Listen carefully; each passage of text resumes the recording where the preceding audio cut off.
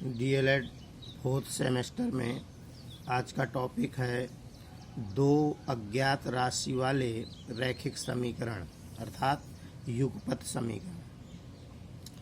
देखिए, दो अज्ञात राशि वाले रैखिक समीकरण को समझने के लिए एक उदाहरण पर विचार करते हैं। जैसे कि नागपुर में भारत और श्रीलंका के बीच खेले गए एक दिवसीय क्रिकेट मैच में दो भारतीय बल्लेबाजों ने एक साथ मिलकर 176 रन बनाए, यानी कि 176 रनों की साझेदारी हुई उनकी। इस जानकारी को एक समीकरण के रूप में व्यक्त करना है। यहाँ पर आप देख सकते हैं कि दोनों बल्लेबाजों में से किसी भी बल्लेबाज द्वारा बनाए गए रन ज्ञात नहीं है, अर्थात यहाँ दो अज्ञात राशियाँ हैं। इन अज्ञात राशियों को x तथा y से प्रकट करें तो इस तरह एक बल्लेबाज द्वारा बनाए गए रनों की संख्या x तथा दूसरे बल्लेबाज द्वारा बनाए गए रनों की संख्या y हो जाएगी। मतलब दोनों को अलग अलग मान लिया गया। तब उन दोनों द्वारा मिलकर बनाए गए रनों को किस प्रकार प्रकट कर सकते हैं? x + y = 176। एक दो चरों वाला रैखिक समीकरण आपको प्राप्त हो जाएगा।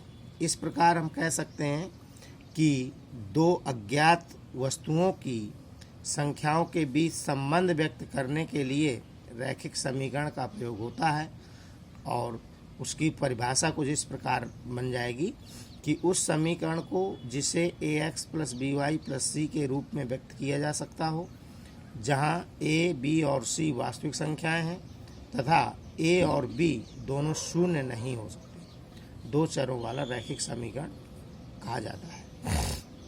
रैखिक समीकरण का हल। देखिए, रैखिक समीकरण को हल करने के लिए क्या करते हैं? एक चर वाले रैखिक समीकरण का एक अद्वितीय हल होता है, ठीक है। यानी एक चर वाला रैखिक समीकरण अगर है तो उसका केवल एक हल होता है, जबकि दो चरों वाले रैखिक समीकरण के अपरिमित रूप से अनेक हल होते हैं। यहाँ अभी केवल एक समीकरण की बात की जा रही है। जब आपके पास दो समीकरण होंगे, यही युगपत समीकरण, तो फिर उनको हल करने के लिए फिर उसकी शर्तें होती हैं। वो आपके सिलेबस में नहीं है, और नहीं तो उसको भी हम आगे बढ़ा करके बना देते कि अगर दो समीकरण हैं तो उनके हल होने के भी प्रतिबंध होते हैं। दो समीकरणों का एक हल होता है और अनंत हल होते हैं, कोई हल नहीं होता है, तो वो शर्तें होती हैं, वो अलग है। यहाँ पर अभी बात केवल एक समीकरण पर हो रही है कि अगर एक दो चरों वाला रैखिक समीकरण है तो उसके अपरिमित रूप से अनेक हल होते हैं। कैसे? देखिए, एक चर का उदाहरण हमने लिया। एक चर वाला रैखिक समीकरण है 2x + 3 = 5।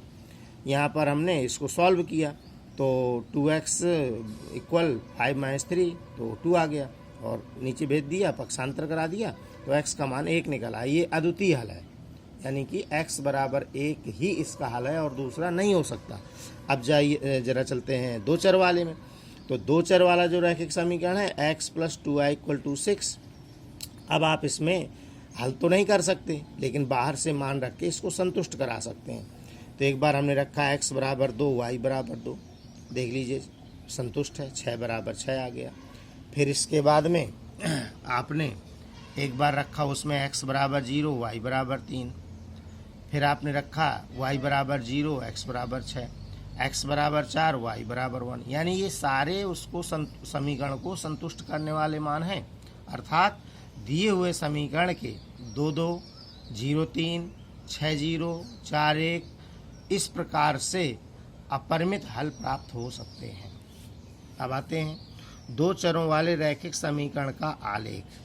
यदि किसी युगपत समीकरण को आलेखी विधि में निरूपित करने के लिए कम से कम दो या अधिक मानों को ज्ञात करके उन बिंदुओं को कार्तीय तल में निरूपित करते हैं। देखिए, जब भी बात आलेख की आएगी तो वहाँ पर कार्तीय तल में निरूपित करना पड़ता है। तो इस तरह से आपको एक समीकरण ले रहे हैं हम यहाँ पर x + 2y = 6 के लिए x के संगत मानों के लिए y के मान लिखकर एक सारणी के रूप में व्यक्त करेंगे। तो x और y के मान हमने लिए, x का मान 0 है तब y का मान 3 है, 2, 2 है, 4, 1 है, 6, 0 है, इस तरीके से। अब आप देख लीजिए कार्तीय तल बना हुआ है। छोटा सा आरती तल में सबसे पहले बिंदुओं को पैमाना मानते हैं समान लंबाई के। यहाँ पर आप देख सकते हैं कि ये एक्स अक्ष है, तो एक्स के मानों के लिए तो समान दूरी का 1 2 3 4 5 6 ऐसे मान लिया। उसी प्रकार वाई मान लीजिए आप। तो अब जैसे पहला बिंदु आपका था एक्स बराबर में 0 वाई में 3, तो एक्स में 0 यानी कहीं नहीं चलना, यहीं रहेंगे, और वाई में 3 तो 1 2 3 ये आ गया, तो एक बिंदु हो गया। फिर दूसरा बिंदु आप एक्स में 2 चलेंगे, वाई में 2 चलेंगे, तो 2 2 के सामने चले गए तो ये आ गया। ठीक है, इस तरीके से लाइन खींच देंगे। एक क्वेश्चन अगला ले रहे हैं, यदि बिंदु 3,4 समीकरण 3y + ax + 7 के आलेख पर स्थित है तो a का मान ज्ञात कीजिए। तो बिंदु 3,4 समीकरण पर स्थित है, अतः x बराबर 3 y बराबर 4 रखने पर तो ये भी वही संतुष्ट कराने वाला है। आपने x की जगह 3 और y की जगह 4 रख दिया और सॉल्व कर दिया, तो यहाँ से a का मान आपका 5/3 निकल आया। इसमें क्वेश्चन तो आप तमाम प्रकार के हैं, लेकिन अब सिलेबस में जिस टाइप का दिया गया था हल करने वाले रैखिक समीकरण आते हैं पेपर में, अगले वीडियो में देंगे हम आपको। तो अभी फ़िलहाल जो सिलेबस के अकॉर्डिंग जो टॉपिक था उसके तहत आपके क्वेश्चन हैं और इनको आप सॉल्व कर लीजिएगा। ओके, धन्यवाद।